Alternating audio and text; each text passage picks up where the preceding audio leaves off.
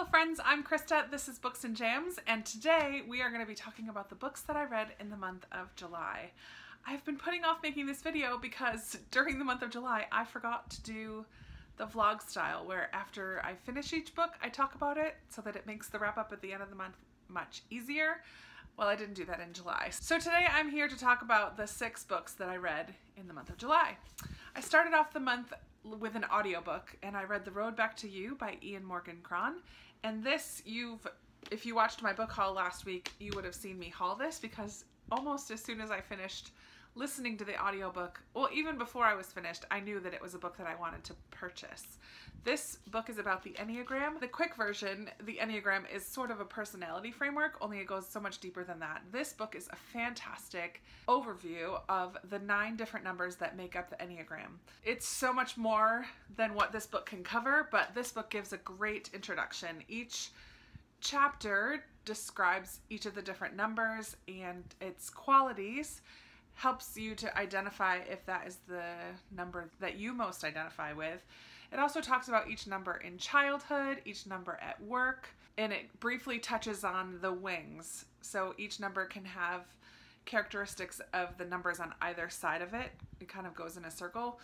I'm not going to get into all the details of it, but if you have been hearing people talk about the Enneagram and you're curious about what it is, I would really recommend this book because, like I said, it's a great introduction. I think that this will be a book that I come back to now and then for more information and for refreshers on some of the different numbers. So yeah, I really enjoyed that one. I also listened to the Kiss Quotient. I don't even remember who it's by. I listened to it at the very beginning of July. It is not my normal read. It's a adult contemporary, very adult contemporary. The steamy scenes were much more steamy than what I normally read. It was about a woman who's on the autistic spectrum. She struggles with relationships and she thinks that she needs practice and training, in a sense, on how to have sex, so she hires a male escort. Of course, things go a little deeper than that. It was a lot of fun, but way too steamy for my taste. And that's all I'm gonna say about that one. Then, if you remember from my July TBR, my mom picked some of my reads for the month. I didn't get to all of them, but I did complete 2 of them. I read Behind the Beautiful Forevers by Catherine Boo. This is a nonfiction book about a really poor community near the Mumbai airport in India. And it just kind of goes in depth with some of the with some of the people and situations, and talks a lot about poverty and that endless trap that it is, kind of like it's really difficult to escape that. And it talks about injustice and corruption within the authorities, and I really found this to be an easy read for nonfiction, which, if you know me, I don't read a lot of nonfiction. I'm often very intimidated by it. But yeah, I was very touched by the people that I met in this community and frustrated at times by the way that they were treated and the lack of hope, really, that they faced. It was a difficult read, very interesting, very easy to read though at the same time. Some of the people in the community kind of found their way to advance themselves was to join in with the corruption while others try to stand up against it. Yeah, I just found it to be very interesting, so I'm glad that I read that one. My mom also picked for me Glory Over Everything by Kathleen Grissom. This is the sequel, in a sense, or companion novel, but it does happen after The Kitchen House by Kathleen Grissom, which I read last fall and really loved. This takes place in Civil War era in American history and mainly Philadelphia. We follow one of the characters from the first book, and I can't really say too much more than that because it is sort of a sequel, but we do see some of the characters from the first book, and we also get to see a bit of the Underground Railroad in this one and how that may have worked. I'm really glad that I finished this one. I think I did give it 4 or 5 stars. I really loved it. My read-along pick for July for my Goodreads group was The Lake House by Kate Morton.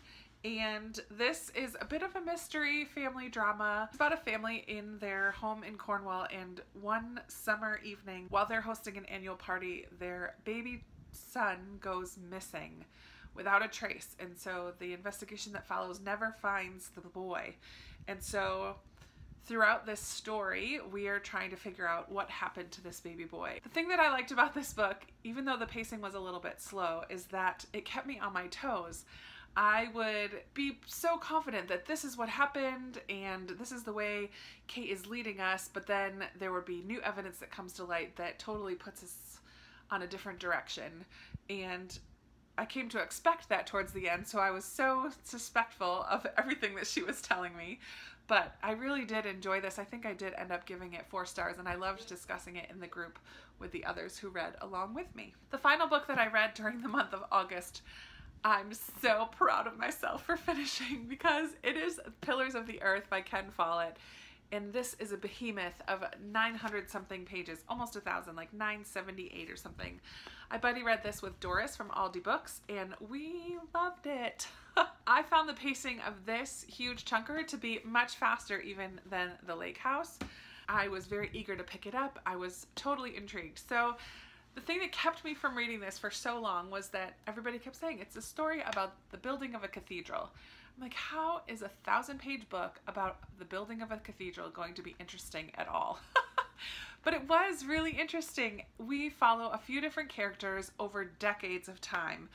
And what I love about Ken Follett's characters is that they're all so rich and so developed and flawed. There are some villains in here that are so villainous and horrifying, and even the characters that I'm rooting for have their own flaws as well and have such a depth to their character. So I really liked that. This takes place in the 12th century, so there's a lot in here that is really brutal and rough and simplistic, but that's just how things were at the time, and that translates into some of the relationships as well and some of the ways that women were treated. It was pretty brutal and graphic, and he does not cover that up or gloss over any of it. It was hard to put it down. I flew through hundreds of pages at a time, and I really enjoyed discussing this with Doris. We talked just about every chapter along the way and shared our thoughts and feelings, and yeah, a book about the building of a cathedral was interesting, guys. Shocker! I did give this, I believe I gave this 4 stars. Maybe 5? Because the good definitely outweighed the few things that I didn't like towards the beginning. But fantastic read, fantastic. So here are the 5 books that I read during the month of July. I would love to chat with you if you have read any of these. What were your thoughts on them? Let's discuss them more down in the comments below. As well as, did you have a favorite book in July that you think I would like? I would love to hear your recommendations and to chat with you down in the comments below. As always, give this video a big thumbs up if you liked it, and subscribe if you haven't already, and I will definitely be talking to you in another video very soon. Bye!